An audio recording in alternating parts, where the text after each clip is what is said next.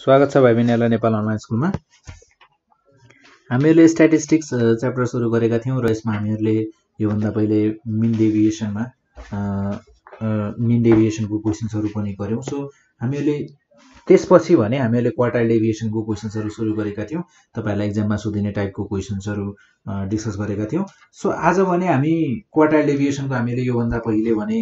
एउटा continuous data भएको टाइपको क्वेशन गरेका थियौं। आज हामीहरूले डिसकन्टिन्युअस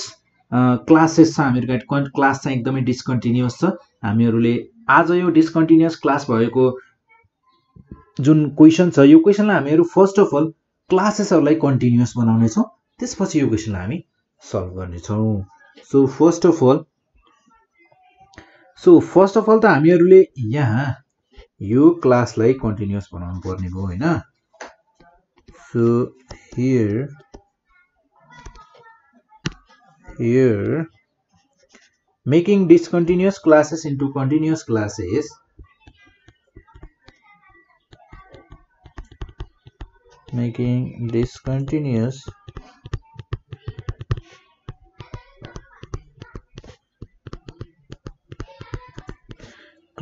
into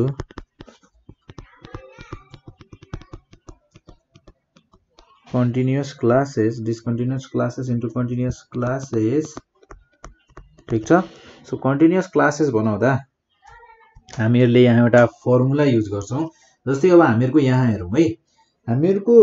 5 to 7 छ र त्यसपछि अर्को क्लास छ 8 to 10 र 7 र 8 को बीचमा 1 को ग्याप छ र त्यसैगरी 8 to 10 देखि त्यसपछि अर्को क्लासमा छ 11 to 13।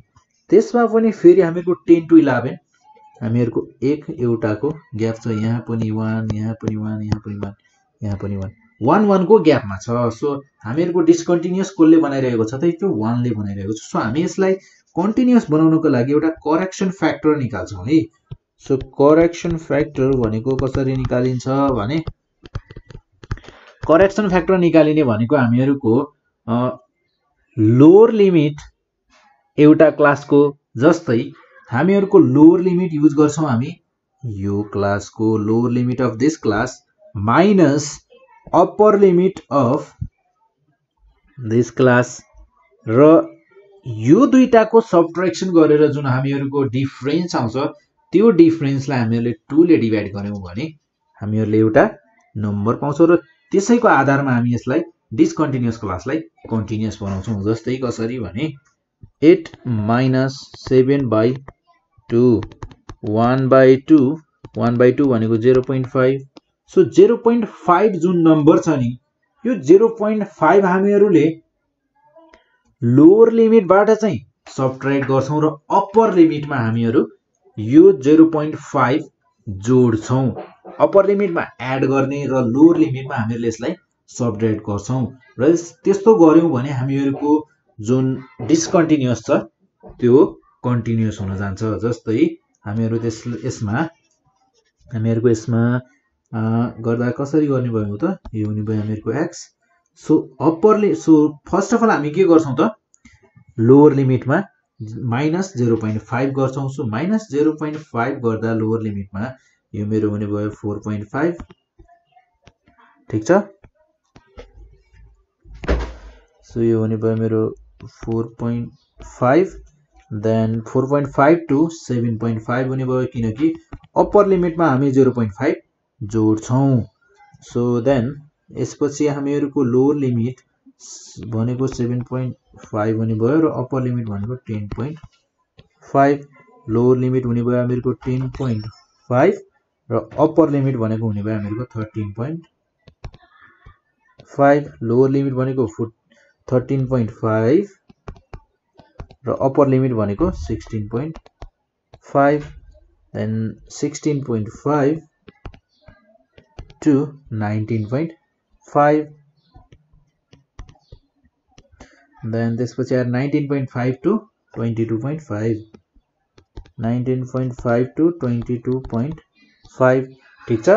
सो हामीहरुको यसरी हामीहरुले जुन डिसकन्टिन्युअस क्लास थियो त्यो डिसकन्टिन्युअस क्लासलाई हामीहरुले के बनायौं त एउटा कन्टिन्युअस क्लास बनायौं। सो त्यसैगरी हामीहरुलाई यहाँ फ्रिक्वेन्सी पनि गिभन छ र फ्रिक्वेन्सी छ हामीहरुको यहाँ जस्तै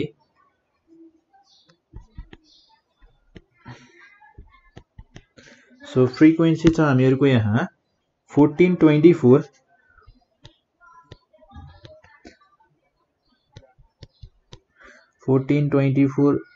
38 24 and 8 4 र 8 सो हामीहरुको यहाँ n कति हुन्छ हामीहरु त्यो पनि निकाल्छौं र त्यसपछि गएर हामीहरु यहाँ क्याल्कुलेट गर्छौं क्युमुलेटिभ फ्रिक्वेन्सी पनि सो क्युमुलेटिभ फ्रिक्वेन्सी भनेको कति हुने भयो सो यो हुने भयो हामीहरुको 14 देन 14 प्लस 24 भनेको 8 2 प्लस 1 3 सो 38 प्लस 38 भनेको यो हुने भयो हामीहरुको 16 को 6 देन सो 16 को 6 क्यारी 1 76 हुने भयो र त्यसैगरी 76 प्लस 20 भनेको 96 हुने भयो देन 96 प्लस 4 भनेको 100 हुने भयो सो 100 प्लस 8 भनेको 108 सो हामीहरुको n भनेको कति रहेछ त 108 हुने रहेछ सो त्यसैगरी अब हामीहरु रेडी छौं हामीहरुको क्वेशनमा quartile first quartile third quartile calculate गर्नको लागि सो यसपछि भने हामीहरुले क्याल्कुलेट गर्ने प्रोसेस त हामीहरुको सेम हो सो फर्स्ट अफ अल हामी क्याल्कुलेट गर्छौं Q1 so now first quartile भनेको first quartile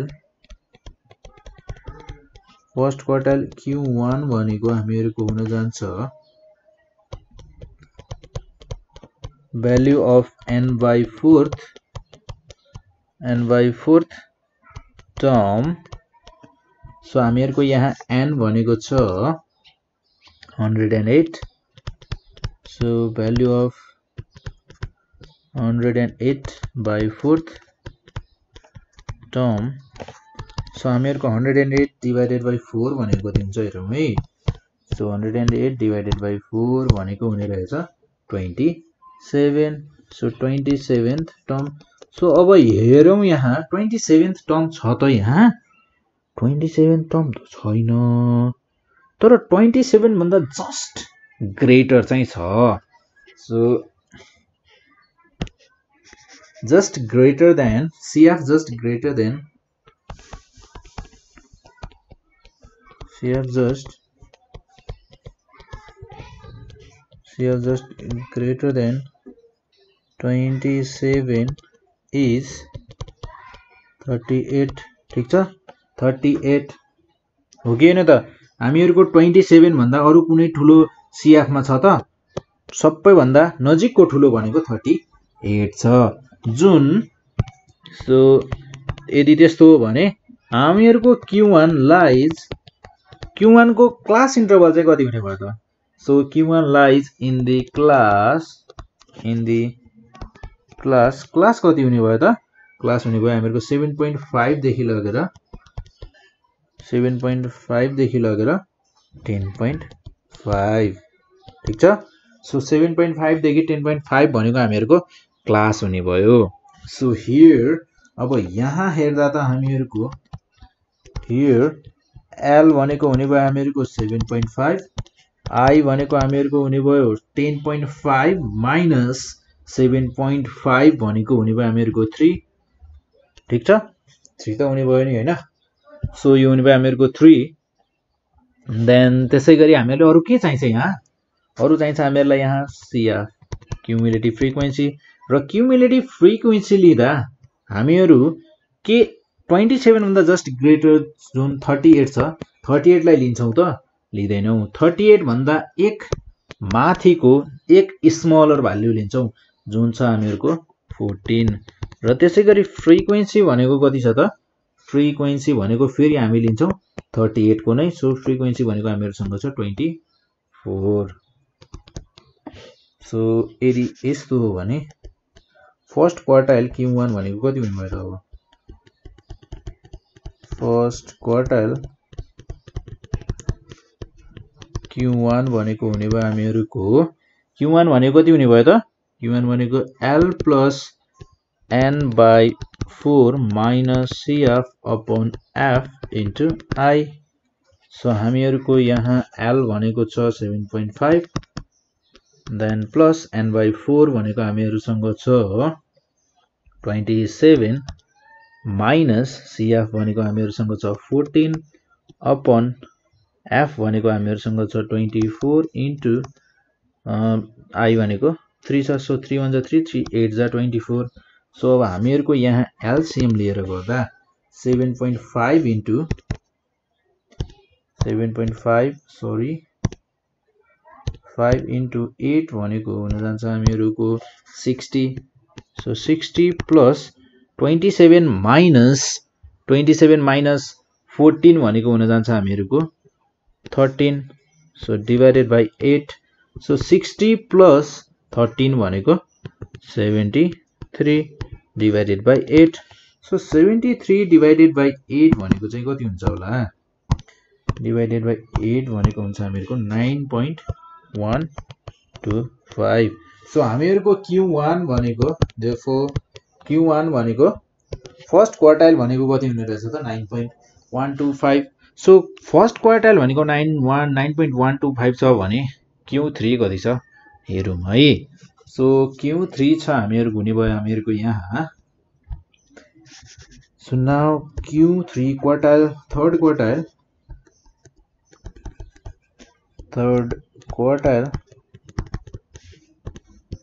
quartile Q3 is equals to value of 3n/4 term yeah I term जे पनि भन्न सक्नुहुन्छ so value of 3 into n/4 गर्दा हामीले कति निकालेका थियौ 27 सो हामीहरु यहाँ थोरै बाटो पनि हुनुपर्छ है 3 into 27th टर्म गर्दिन्छौं सो यो भनेको कति हुन्छ हेरौं 7 3 जा 21 1 carry 2 3 2 जा 6 2 8 81th टर्म सो अब हामीहरुको यहाँ एक्ज्याक्टली 81th टर्म त छैन होला सो एक्ज्याक्टली 81th टर्म त हामीहरुसँग छैन तर जस्ट ग्रेटर देन 81 चाहिँ छ सो हामीहरुको जस्ट ग्रेटर देन 81 भनेको छ हामीहरुसँग यहाँ 96 सो 96 छ भने सो हामीहरुको यहाँ CF just greater than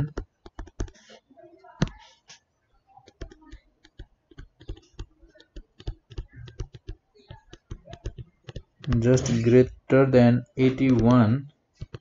is हामीहरुसँग छ यहाँ कति छ होला 81 is 96 so Q3 lies in the class कुन क्लासमा पर्छ त 96 हामीहरुको जुन थियो त्यो चाहिँ कुन क्लासमा पर्दो रहेछ त 13.5 to 16.5 13.5 to 16.5 मा पर्ने रहेछ देन हामीहरुको यहाँ L भनेको कति हुने भयो त 13.5 र त्यसपछि गएर I भनेको हुने भयो 3 र हामीहरुको यहाँ CF भनेको कति हुन्छ F भनेको कति हुन्छ हामी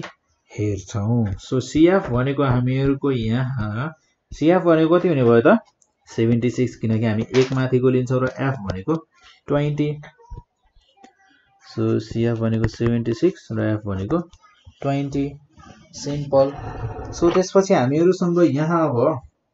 Q3 भनेको कति रहने भयो त थर्ड क्वार्टाइल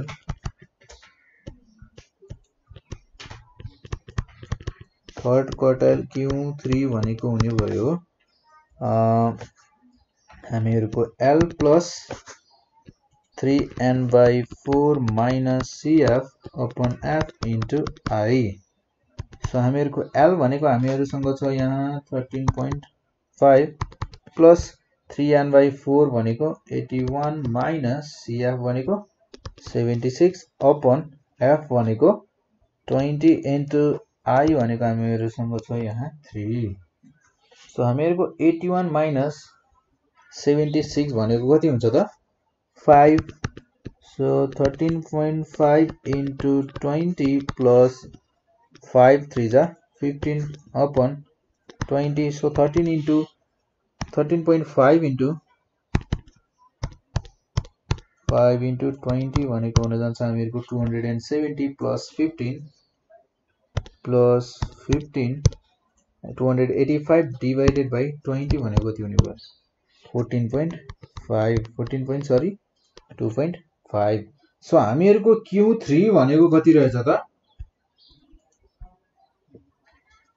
Q3 भनेको कति आयो त 14.25 सो नाउ अब हामीहरुले क्वार्टाइल डेभिएसन र coefficient of quartile deviation calculate गर्न सक्छौं त मजाले सक्छौं सो हामीहरुको क्वार्टाइल डेभिएसन जसलाई QD भनिन्छ क्वार्टाइल डेभिएसन भनेको कति छ त कति हुने भयो त Q3 minus Q1 by 2 so Q3 भनेको हामीहरुसँग छ 14.25 minus Q1 भनेको 9.125 divided by 2 सो हामीहरुको यो हुने भयो 14.25 minus 9.125 ठीक छ सो यो हुने भयो हामीहरुको 5.125 divided by 2 यो भनेको चाहिँ कति हुने भयो त divided by 2 भनेको 2.5625 भनेको हामीहरुको क्वार्टाइल डेभिएसन हुने भयो र त्यसपछि आएर कोएफिसिएन्ट अफ क्वार्टाइल डेभिएसन भनेको चाहिँ कति हुने भयो कोएफिसिएन्ट अफ क्वार्टाइल डेभिएसन भनेको Q3 minus Q1 upon Q3 plus Q2 so हामीहरुसँग यहाँ Q3 minus Q1 भनेको हामीहरुसँग छ 5.125 upon Q3 plus Q भनेको चाहिँ कति हुन्छ हेरौं है 14.25 plus 9.125 then यो हुने रहेछ हामीहरुको 23.37 5.125 divided by 125 divided by 23.375 भनेको हुने भयो हामीहरुको 0.219 सो 0.219 भनेको हुने भयो हामीहरुको कोएफिसिएन्ट अफ क्वार्टाइल डेभिएसन यसरी हामीहरुले क्याल्कुलेट गर्न सक्छौं र अब यो त थियो हामीहरुको एउटा डिस्कन्टिन्युअस क्लास भएको क्वेशन सो अब हामीहरुको क्वेशन को टाइप यो मात्र छैन हामीहरुसँग अझै दुईटा टाइपको क्वेशन्सहरु बाँकी नै छ सो यसपछिको सेसनमा भने हामीहरु यसपछि बाँकी रहेको दुईटा टाइपको क्वेशन्सहरु छ यसपछि हामी त्यो बाँकी रहेको दुईटा टाइपको क्वेशनहरुलाई चाहिँ डिस्कस गर्ने छौं